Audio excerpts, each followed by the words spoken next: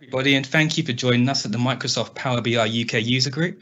I'm your host, Leon Gordon, and we're back for another fantastic session to help us learn and come together as a community to build our Power BI and DAX skills. Today, I don't really need to give an introduction, but I will. We're going to be going into our session on using calculation groups in DAX. It's a Q&A session with the BI legend, Microsoft MVP, and all-time great, Alberto Ferrari. Most of you already know, as I mentioned, Alberto, but Alberto started working with SQL Server in 2000, and immediately his interest was focused on business intelligence. He, alongside Marco Russo, created SQLBI.com, where they publish extensive content about business intelligence.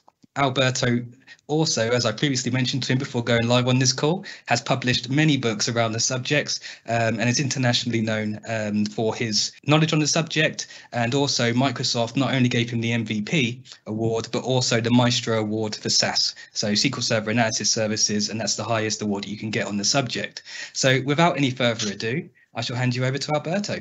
Hi, everybody. I guess you're seeing me right now. So that is a Q&A session, meaning that we shared a video that was an introduction to calculation groups previously, and I hope you have seen that. If not, just go there and watch it instead of staying here. And this is about Q&A, so just send your question through the chat and I'll try to answer. We will give precedence to any question about, of course, calculation group, but if you have any kind of tax question or interesting question about Italy, about pizza or whatever, just feel free to ask and I'll try to do my best to entertain you for the next hour. Excellent. If it's okay with you, Alberto, we can start with the first Q&A question. Yeah, go ahead. So this question came in prior to the session, and the user asked, their company has a strict IT policy which does not allow them to install external tools. Is it possible to still use calculation groups? It's hard to answer in a proper way, meaning that the political answer is yes, you can. If you manually edit your model.bin file with a text editor, actually you could create calculation group without having the need to use an external tool, but that would be extremely inconvenient. Think about not only calculation group, but many features about Power BI is that they are going to rely on external tools. So tools like DAX Studio and Tabular Editor, either version 2 or 3, and many other external tools that Microsoft allows us to use with Power BI, they are really part of the ecosystem. So you cannot think about working with Power BI alone. That would be like trying to do any kind of job with a hand tied on your back. The reason is the Power BI team is working quite hard in order to improve the experience, but they have limited capabilities. They cannot spend all the time writing all the features that we might want as developers. Therefore, they decided some time ago to open to external tools. And now that we do have external tools, guess what? Microsoft is not going to implement features if they are available as an external tool because they are already there. So what's the point in spending time writing the code to let you edit calculation groups while you can use a Tabular Editor? So even though you theoretically could work without using external tools, you would be really missing a lot in terms of productivity. Therefore, if you really cannot install anything, you have the first option, that is change your company. That's probably a bit too much. Or try to convince your boss about the fact that they actually need to create external tools. Besides, we were thinking about publishing a blog post about that, just an article on the web, because we wanted to write something so that you have something to make your boss read that clearly states that I'm sorry about your restriction and your policy and your whatever, but if you want to be proficient with Power BI, you need some details. You need to allow people to access data, otherwise they will never be able to do any kind of, to gather any kind of insights from your data. You need to give them a powerful machine because, business intelligence requires power. You cannot work with 4 GB of RAM. That would be a waste of your time. And you need to enable external tools and the ability to install software, because again, that is part of the tool belt of any BI developer. So even though, as I said, theoretically you could work without any external tools, that would be definitely not a smart idea. I would try to convince your boss to allow you to install tools and to be able to do your job the way it is intended to be. And I see ciao friends in the chat. Ciao friends. That's an Italian lesson. That's coming in from Joao. Thank you for joining us. And we have our next question. Is it possible to activate and deactivate relationships using calculation groups? Yes, it is. And it's actually quite simple. I'm looking if you have a lot of questions. Otherwise, I can show that to you. It's quite simple to do that. That'd be great. Thank you. Do they see my screen right now? They can do, yes. They can. So this is just a Contoso. There's nothing fancy. And we should have here a couple of relationships you see between sales and date.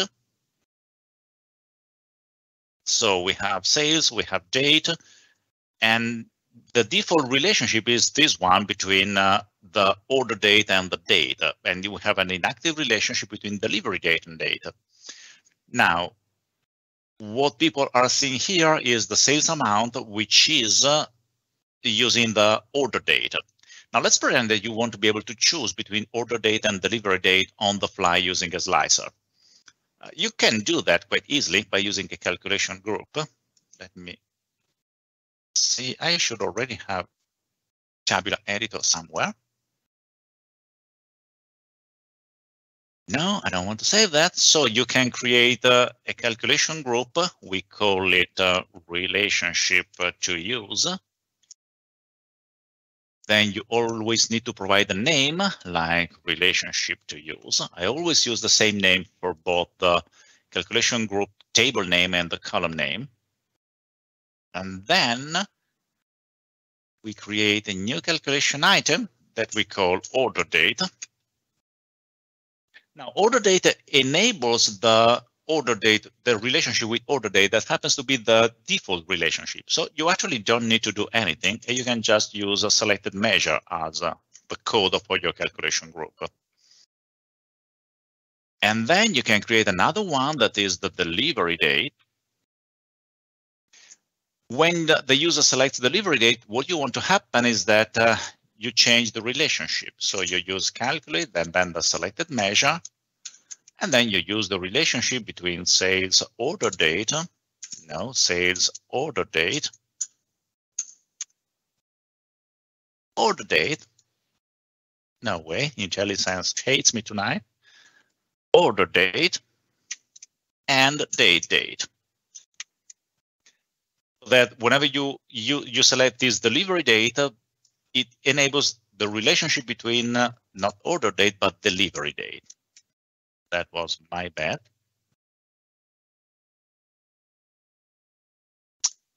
Now that we have both calculation item defined, we can go in Power BI Desktop. Remember, you always need to launch this refresh when something changes in the structure of a calculation group. Now we have the relationship to use here. You can place it there, move it to a slicer. Make it a bit larger because it's impossible to read. Let's go like 20 points. So when you select delivery date, you see that the numbers are changing. And when you select order date, you have the sales amount by order date or the sales amount by delivery date. And of course, nothing prevents you from using the relationship to use also on the columns of the report so that you see by delivery date or by order date, whatever you are watching it. Just keep in mind that in terms of performance, activating a relationship has some consequences in the optimization that are used. Therefore, between the two calculation items, when the default one is used, it only uses selected measure, so it will use the default set of relationship of the model, and it will be the fastest one. Delivery data uses this user relationship, and as soon as you use relationship in your code, some optimization get deactivated. Therefore, this might be a bit slower as soon as the user selects it. Nothing that you need to worry about, but somewhat slower. So just pay attention to that in order to avoid problems in terms of performance. But actually, you can do a lot of interesting things actually with calculation groups. Excellent. Thank you for going through that for us, Alberto. We have had a question, an anonymous question come in through the live Q&A in regards to external tools. So they mentioned, say, thank you very much for your article from SQLBI.com, but their IT department still wants external tools to be digitally signed. Is there any reason that you know of why Tabular Editor and DAX Studio aren't digitally signed? Oh, sorry, they are digitally signed, but ALM Toolkit is not. Yeah, the thing about digital signature is that it comes with a cost. So it has a price to digitally sign any kind of piece of software. So Tabular Editor is a commercial software, and it's handled by Capacity. Therefore, they have the money to spend in order to buy to follow the entire process of digital signature. DAX Studio is written by Darren Gospel, who is an individual that writes code during his spare time. And that's the reason why we at SQL BI, we decided to pay for the digital signature of DAX Studio, just because everybody wants to install DAX Studio. And it was a pity that people could not install it because of the digital signature. So a few years ago, we talked with Darren, and if you look closely, you will see that the signature of DAX Studio is actually SQL BI, even though we are not the developers of the tool. But it was, our contribution to the public domain, saying, well, that's fine, everybody loves DAX Studio, so we sign it. Other tools like ALM Toolkit that I wasn't aware it is not signed, and many others, because there are plenty of different tools, they might not be signed just because they come with a price. So these developers, they spend their spare time writing code, donating that to the public domain, and at some point, somebody needs to follow the process of signing them. I don't want to be unpolite versus Microsoft, but I honestly think that Microsoft should do something about this. So they should contribute to public domain, because they are relying on public domain. They are relying on the fact that developers are writing external tools, and that increases the adoption of Power BI. So I think that as a user, if you have problems like those, you should just go to Microsoft and say, hey, what are you doing? Why aren't you providing the process of digital signing to those users? Of course, that comes with a cost from the Microsoft point of view, but they are the ones that should pay for that, because at the end, it's Power BI that is benefiting from all those external tools. Very true. And we just had an excellent comment come in that asks from Marat, can SQL BI please sponsor Christian Wade's ALM Toolkit? I mean, Christian Wade works for Microsoft, so exactly. That would be quite a pity to sponsor Christian Wade. I would really wish, no, actually, I wouldn't wish that Christian Wade sponsors SQL BI. We sponsor by ourselves. We sponsor DAX Studio.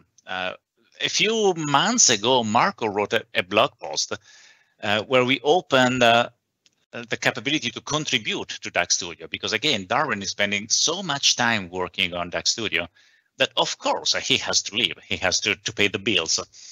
And that's why everybody can contribute to DAX Studio. Microsoft is using DAX Studio, but a lot of companies are using DAX Studio.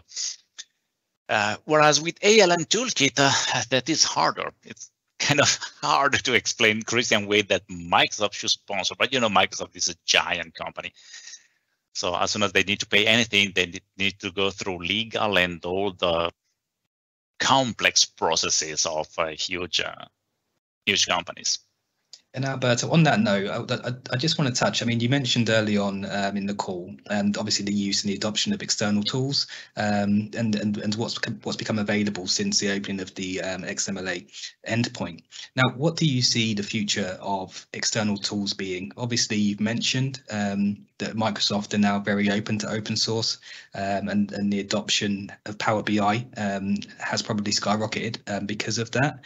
What do you see the field looking like in the next 5 years in regards to external tools?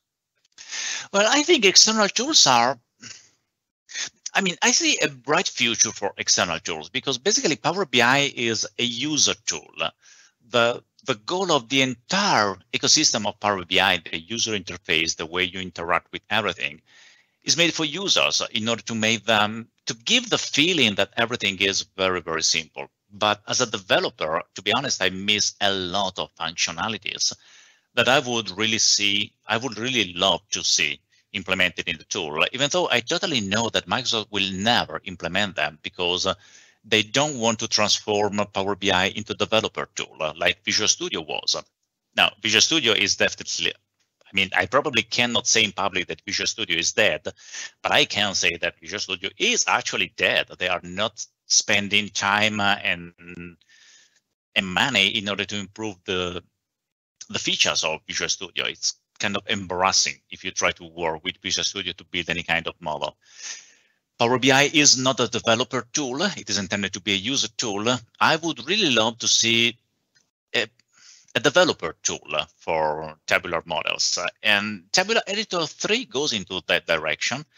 I don't know how many of you try to use Tabular Editor 3, but I use it nearly all the time because it is so much easier to develop DAX code with Tabular Editor that it's great. But also from the user interface point of view, if you need to build a complex dashboard and align items and change a lot of properties, the number of clicks that you need to perform using Power BI is kind of insane. So it really takes a lot of time to build complex dashboards.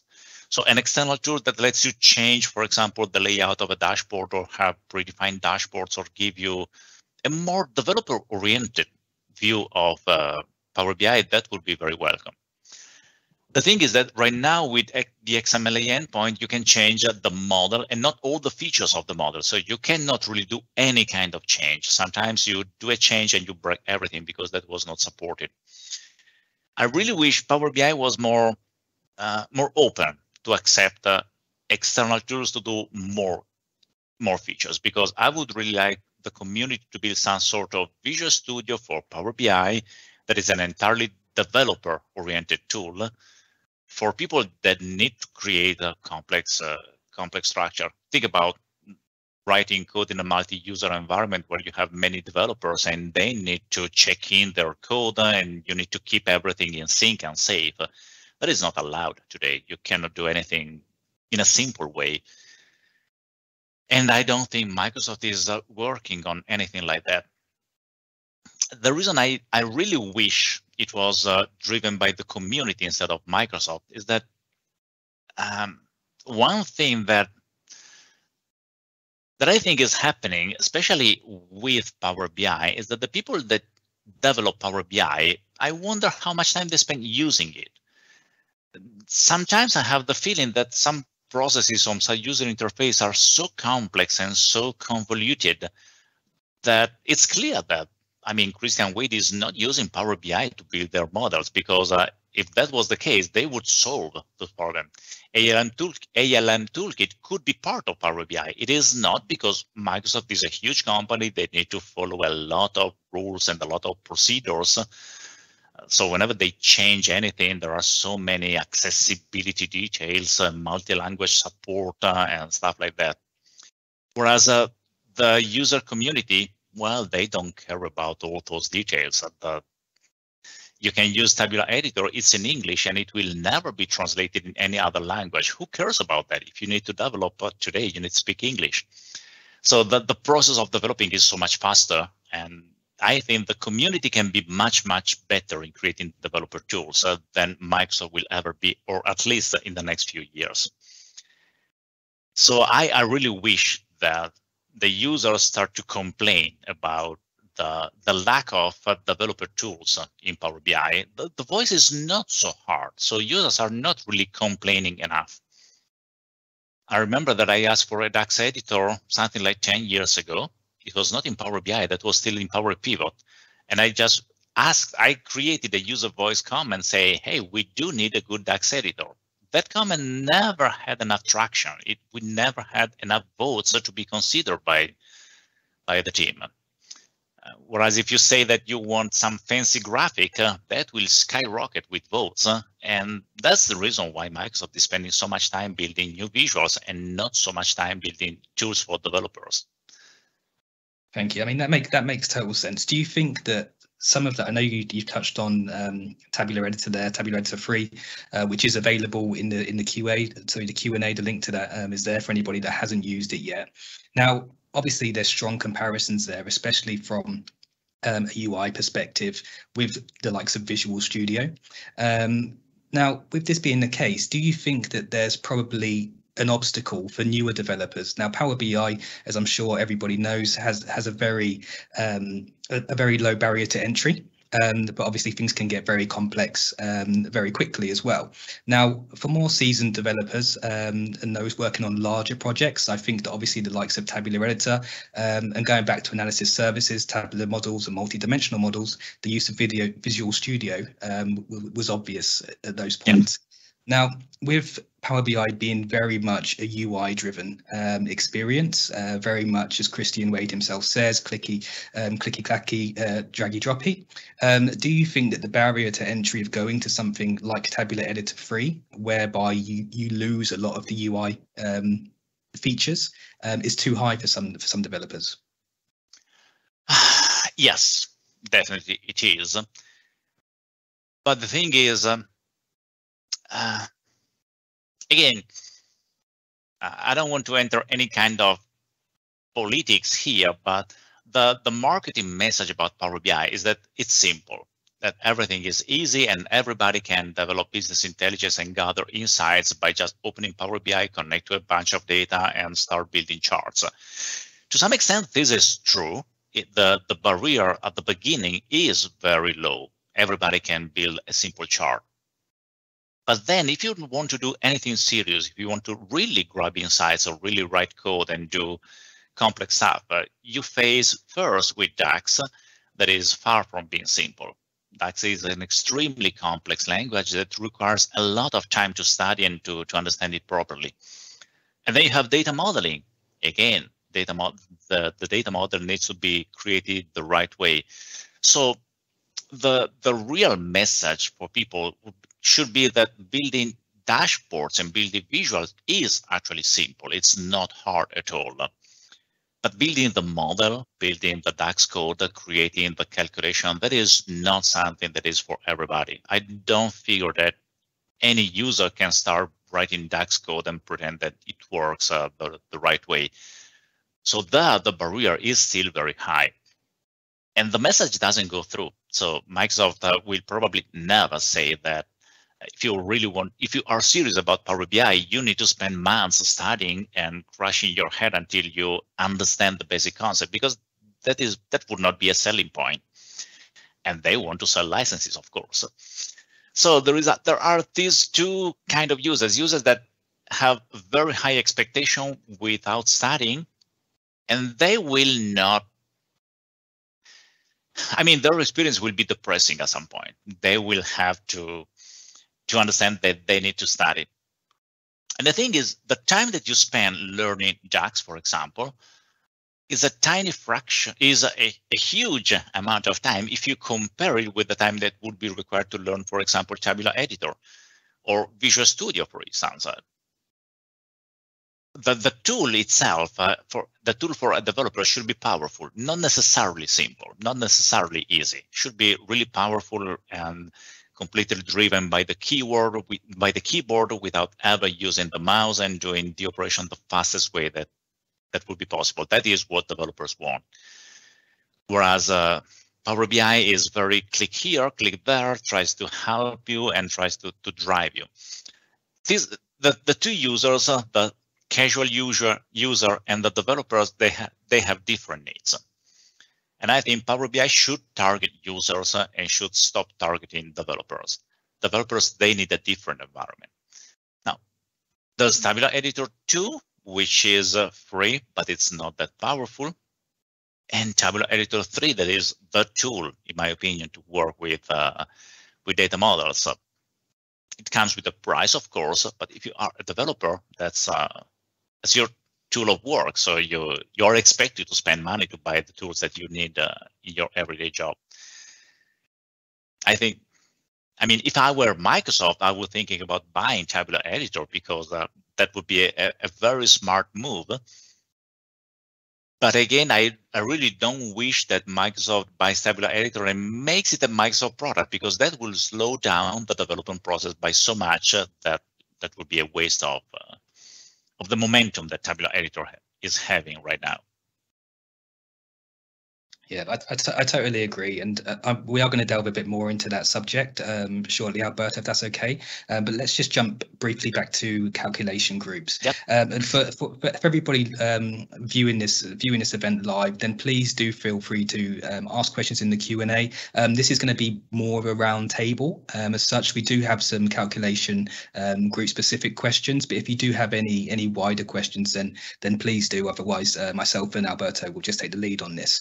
So Huao asks, can a calculation item depend on another calculation item? If so, can the engine be locked on that calculation? That's really interesting, and really, it's just interesting. It's not complex by itself. Now, a calculation item can depend on another calculation item. The quick answer is yes, that can happen. So you can create a calculation item that calls another calculation item. But as you noted, if as soon as this happens, you might face recursion. So you might have a calculation item that depends on another calculation item, and the other calculation item that in turn depends on the first calculation item. That goes into an endless loop that would kill any calculation. So that would be impossible to compute. That is why recursion is not officially supported in calculation groups. There's only a feature that is known as sideways recursion. You can call another calculation group in the same, another calculation item in the same calculation group, but that is limited to only one call.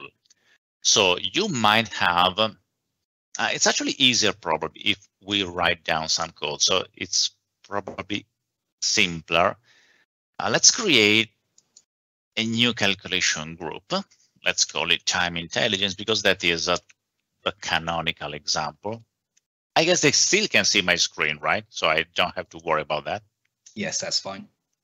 Okay, time intelligence. And here you can create create a calculation item. Let's call it YTD.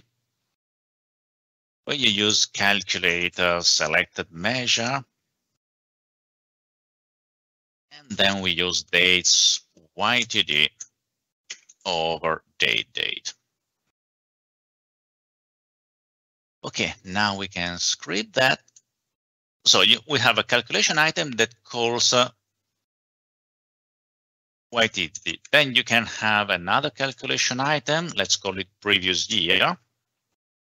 That does a same period last year.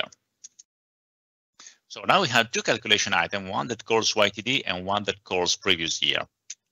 Now, what if you want to create a third calculation item that is the previous YTD?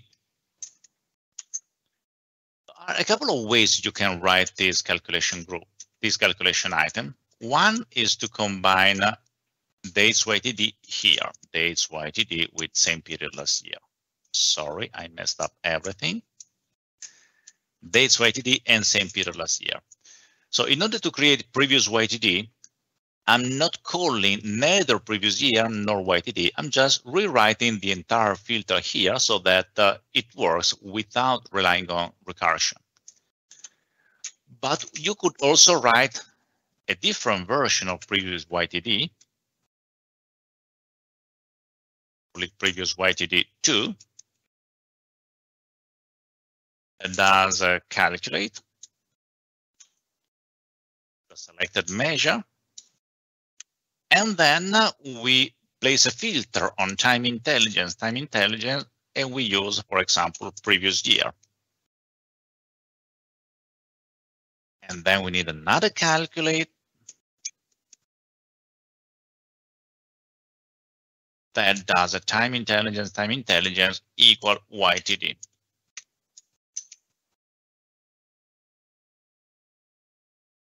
So this is kind of interesting. It's not going to work, and it's useful to understand why this is not going to work. Because look what happens. I have an outer calculate that sets time intelligence to previous year. So theoretically, that should fire this one. And then inside, I create another one that calls YTD. So that should fire this one. But this code is never going to work because we are placing two filters on the time intelligence calculation group, and only the innermost one is going to win. So in this case, the outer calculation item will never be called because this sets a filter which is overwritten by the inner filter. So semantically, this is never going to work. What you could do is avoid the two calculation and do a dates YTD. So you use only one set of a calculation group. You write it this way. Now from the outer, you create a previous year, innermost you make a dates YTD. So this is now going to work. And the interesting part is that in the definition of time intelligence, previous YTD2, I call previous year. So I'm calling another calculation item that is being used that is in the same calculation group. So this code is going to work. But what happens if I inside here I call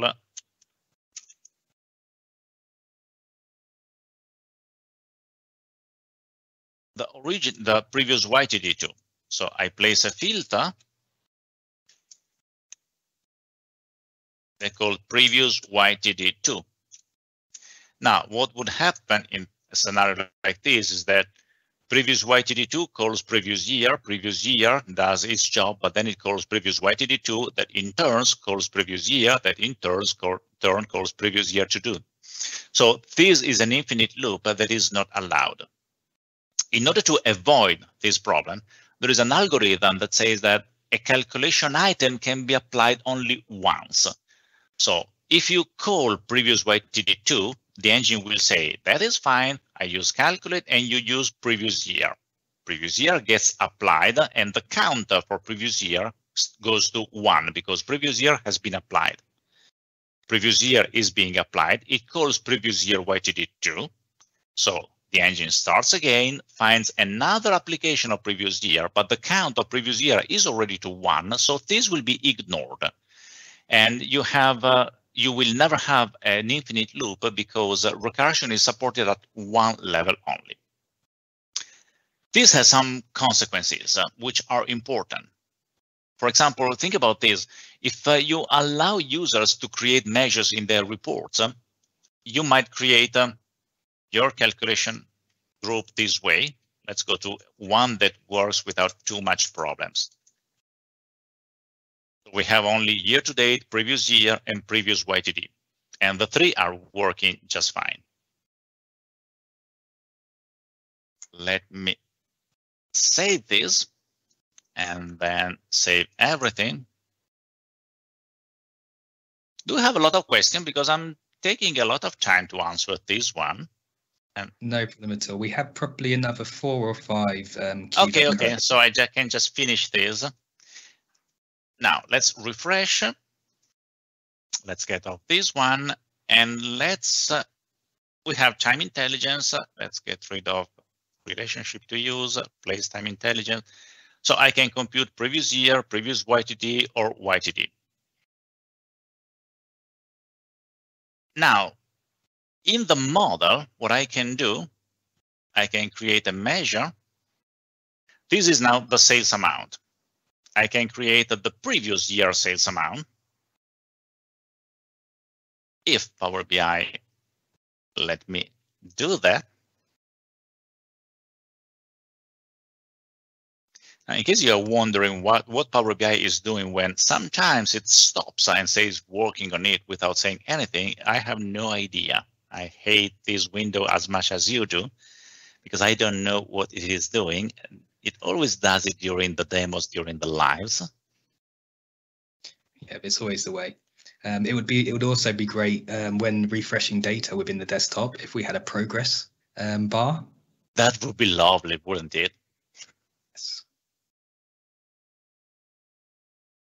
But it looks like Windows and Progress Bar never worked the right way. I mean, that should be a number that goes from 0 to 100 in a linear way, whereas it never happens. It always says 1, 2, 5, but then it stays on 5 for 5 minutes, and it jumps to 95 in a couple of seconds for some reason. Okay, now let's write sales YTD. It does calculate sales amount, and then it uses time intelligence. Time intelligence equal YTD. So what I'm doing here is I'm computing the YTD by setting the calculation item. Okay.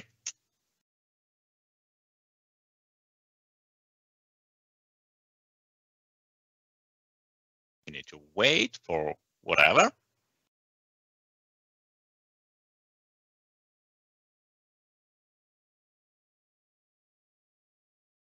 If you meant it, Alberto, this is a really good sales pitch for Tabular Editor 3. Yes, that would be. Because Tabular Editor really doesn't suffer from the same problem. Exactly.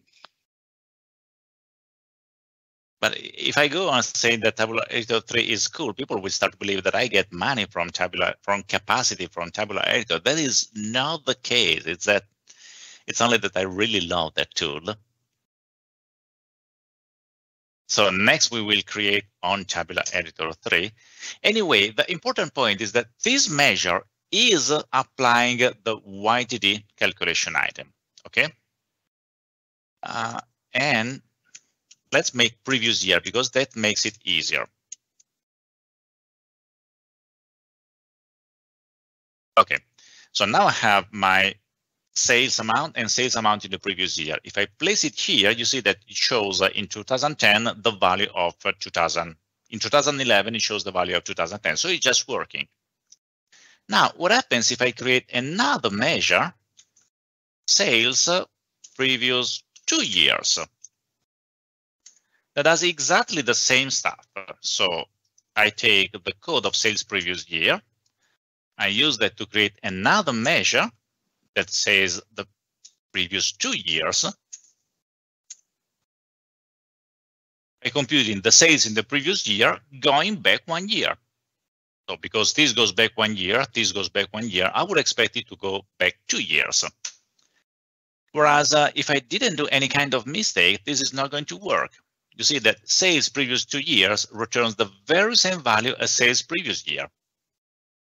Why did it happen? Because the initial calculate uses the calculation item once. So the count for previous year goes to 1. Then sales previous year starts to be computed. Sales previous year tries to set another time the time intelligence calculation item to previous year, but the count for previous year is already to 1. So this calculation item will be ignored, and sales previous year in this special case just compute sales amount. This is to say that you could create, you can call calculation item once, you cannot call them twice. That also means that if in your code, in the code of your model, you use calculation items, your users, by defining their own measures, they have the option of breaking your code because they can call the calculation item that you are using in your measures before you have the option of doing that. So they actually can break your code if they use calculation item in their report. That is why writing code this way, so by writing measures that use calculation item, is considered to be a bad practice, because your code is much more fragile. It's very easy to make it break for users that do not know what they are doing. They're just using a calculation group that you allow them to use. So calculation item and calculation group, they are intended to be in the hands of users so that they can use a slicer to make selection, but you should refrain from using them in your code as a shortcut to make it simpler to write code, because the resulting calculations are quite fragile and easy to break. Excellent. Thank you for clearing that up for us, Alberto. Our next question comes in from Taras. Now they ask, can calculation groups be used in the next scenario? So they have a calendar table which contains 2 week columns, dates week number started from Monday, and B, dates week number started from Friday. There are two measures, one for sales previous week, and they go into a bit of detail around the measure there. So I don't know if you have access to the Q&A. Yeah, I'm reading that right now while you are describing that. No problem at all. And what they're asking is it possible to switch week columns in the above measure definition with help of calculation groups? Nowadays, they're using disconnected tables and additional measures to give the end user an option to switch between the 2 weeks. And they're just curious to see if calculation groups can be applied here, as they're dreaming of a way to help reduce the number of measures. Yeah, but actually that is not that hard because oh no, the calendar table contains 2 week columns. Okay, so you have a column that contains a week number and another column that contains a different week number. I think we should play with that a bit. So that would take some time to play with it, but probably creating 2 relationships between date and this table would solve the problem, because then you switch the relationship to use based on the week number that you want to use. So at first sight, I would say definitely yes, you can do that. In order to give you a more proper answer, I would need to look at the code and try to play with that. And I think, Tara, the best thing that you can do, because it's an interesting question and it's worth spending some time trying to solve that. If you have a very simple model, like download any contours from our website, build a calendar table with the columns that you need, and you send me an example with data that can be shared, I will be able to record an unplugged video about that, so we can I can show the technique to use and I can think a bit about that. It's not long, but that would take, I would say, probably like 20 minutes, which is the amount of time that we have to the end to try to solve it. Of course, Alberto, no problem at all. So Taras, please do send that information through, and it could be a good point, as you mentioned, for more content in the future from SQL BI. So our next comment, our next question even, comes in again anonymously, and they ask, are there any best practices in terms of recursive calculation groups? Recursive calculation group. Well, the best practice here is very quick. What I suggest that in all the articles that I write when I touch recursion is stay away from recursion at all. Just avoid it and don't use it, because the complexity is just too large. It's very, very easy to make the wrong calculation as soon as you start recursion, because you think that a calculation item is being applied, whereas it is not. So if you ever ask me to fix a problem in your calculation groups and I see that you are using recursion, the first step, and I really mean the first that I would do, is get rid of any recursive statement and just go back to a plain calculation group where each item contains just code by itself. And then I start working on it. I just refuse to work where recursion is present because of the complexity. Excellent, thank you. And we have a slightly off-topic question. This one comes in from Fula, and they ask, how does one go about creating a measure with 2 top-end filters? A measure with 2 top-end filters, what do you mean by that? Like the top-end products in the top-end countries, for example? That might be, or using top-end in the visual, that again might be a different, or using top-end on multiple columns, again that might be a different question. So I honestly didn't understand exactly what they wanted to compute with 2 top-end. And that's no problem at all. If they can come back in with a bit more information on that question, as long as time allows, then yes, we can try and get that one answered as well. We have another question in terms of optimizations when using calculation groups. Pretty similar to best practices, I guess. But is there anything that the users should be aware of from a performance perspective when using calculation groups? Well, actually, no, meaning that calculation groups are quite well optimized.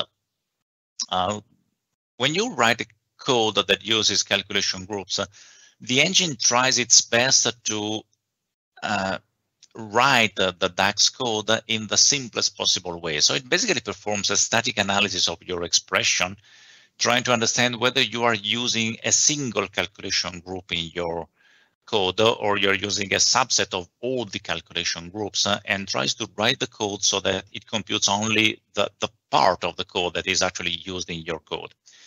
This is quite always possible. So the engine is very smart in finding in writing code that is really efficient. There are a few scenarios that force the DAX engine to actually expand the entire piece of code to a giant switch statement that contains the code of all the calculation items in the same expression, because it has not been able to figure out the subset of calculation items that were used in the entire expression. The thing is, I'm currently, meaning really these hours, I'm working on a white paper about optimizing calculation groups, and I'm finding it hard to show the problem, because the engine is really smart in understanding the calculation item that I'm using, and I'm trying to produce suboptimal code in order to show the problem. It's not easy at all. So I'm really writing complex code in order to force the optimizer to fail. Therefore, I wouldn't worry too much about trying to write code that is optimal for calculation groups. The only thing that you need to worry about when you use calculation groups is what happens when you have multiple calculation groups in the same model. So one calculation group, that is good, no problems, no surprises, everything works fine. Two calculation group, you already need to worry about precedence, and precedence is a tough topic. It really needs to be understood well. If you have 3, 4, 5 calculation groups, that is a nightmare, because finding the correct precedence between five calculation group is really hard. So try to keep it simple as possible, and spend time learning the details before you jump to a complex model. But performance-wise, no, you shouldn't be worried about performance, because they are quite good. Excellent. Thank you, Alberto. Our next question comes in from Ola, and they ask, in an instance where you're using a date slicer to get max date as the selected value, how can you set default values for this measure? They've tried using the selected values function, but this requires a column.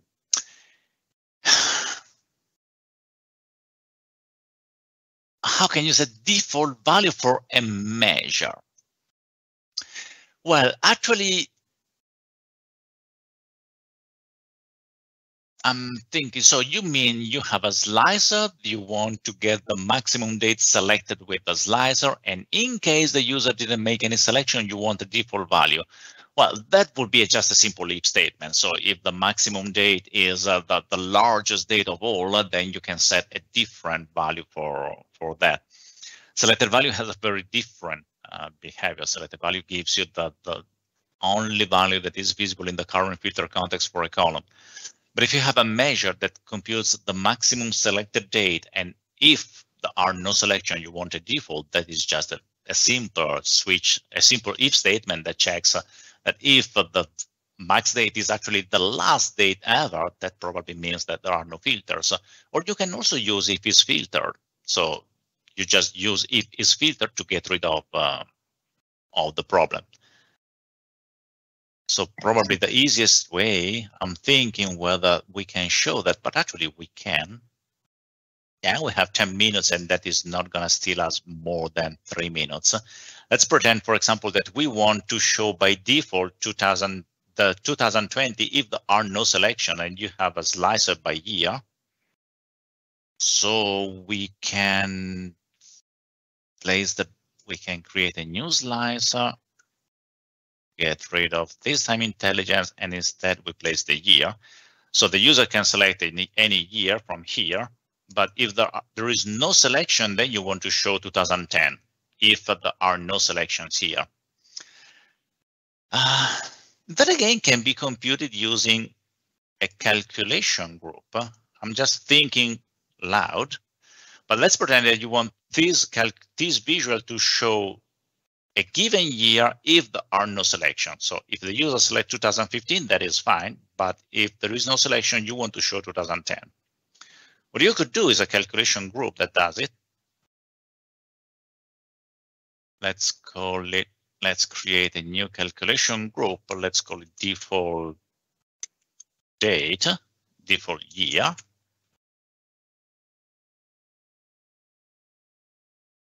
We create a new calculation item that is use the default year. Here you can check if is filtered. Okay, so if there is any kind of cross filter actually on the date,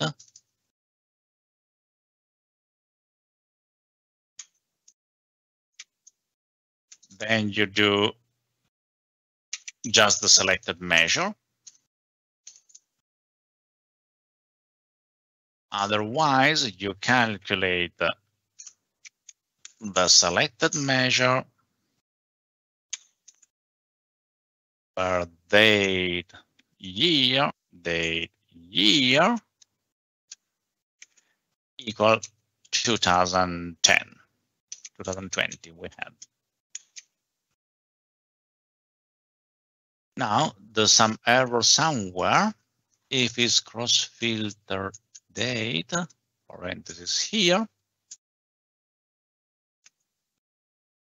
If there is a filter on the date, you compute the selected measures, meaning that if the slicer is filtering anything, you compute the selected measure with whatever filter is there. Otherwise, if there is no filter, you compute the selected measure for the year 2020. Let's just proceed. Let's go to Power BI, refresh everything. You see, I select use default year. If I select 2013, it shows the sales amount. If I select 2020, it shows a value. If I don't have any selection, it still shows the value for 2020. And probably should work also if I place the year on the column. Now, if I place the year on the column, it doesn't work. I should change the code.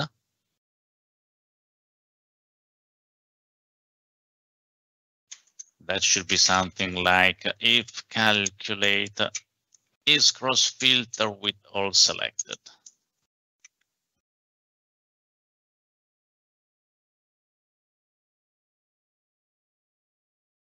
So if I place a filter, it filters. If I don't, it doesn't. No, it does actually. You see, it always shows 2020, even though the year selected here is not the right one. So again, that is interesting as a video because that code needs to be fixed better. But you can create a calculation group that applies a filter in case there are no filters. The trick is computing this value the right way. This is not actually computing the value in a good way if you have the year on the columns.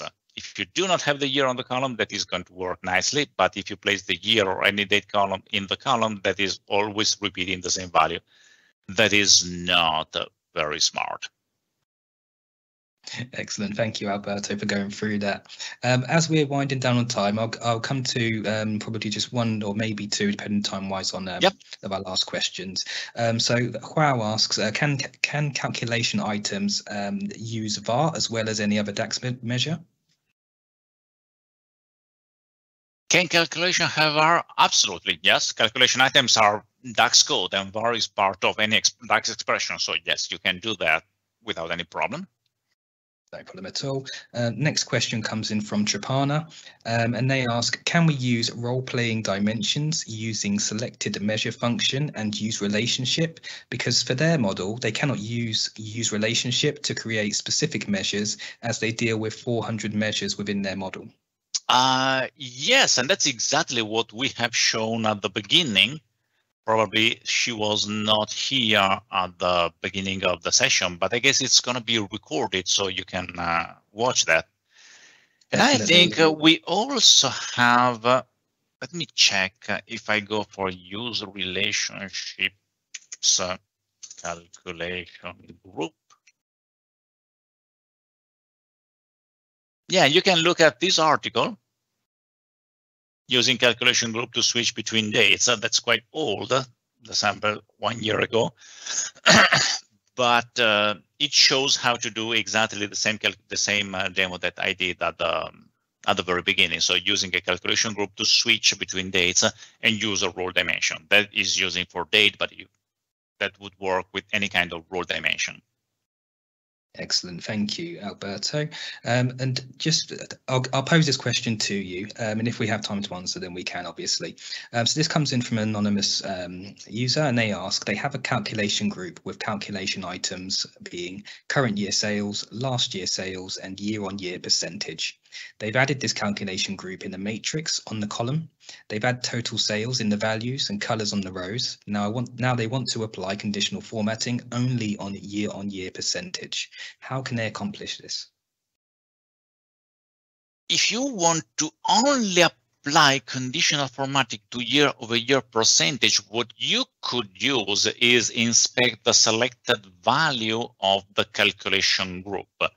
So a calculation group is like a table, and the calculation group contains a column. That column is just a regular column. So if you want to apply conditional formatting in the expression that performs the conditional formatting logic, you would need to check if the selected value of the calculation item is your year-over-year percentage. Then you change the format.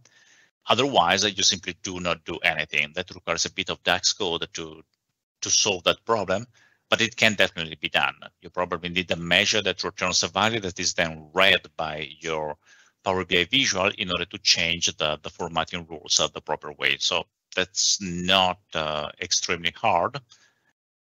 And again, I mean, I love those questions. The problem is that each of those would require a few minutes to be solved. So again, if you just send me an email, I would be happy to record videos about that, because there are a lot of interesting questions, and each of these can be useful for both an article or a video that describes that.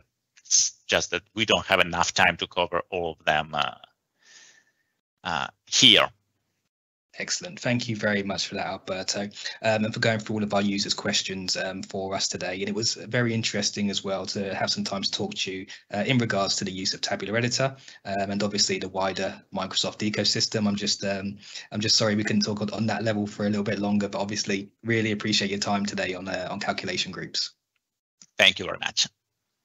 Fantastic. And for everybody that's joined us today, I'd like to thank you very much for joining us at the Microsoft Power BI UK user group, whereby we have weekly webinars, again, to help us learn and continue our journey within data and the Power BI ecosystem. So thank you once again. You could have been anywhere in the world, but you've been here with us at the Microsoft Power BI UK user group in association with Onyx Data. Stay safe.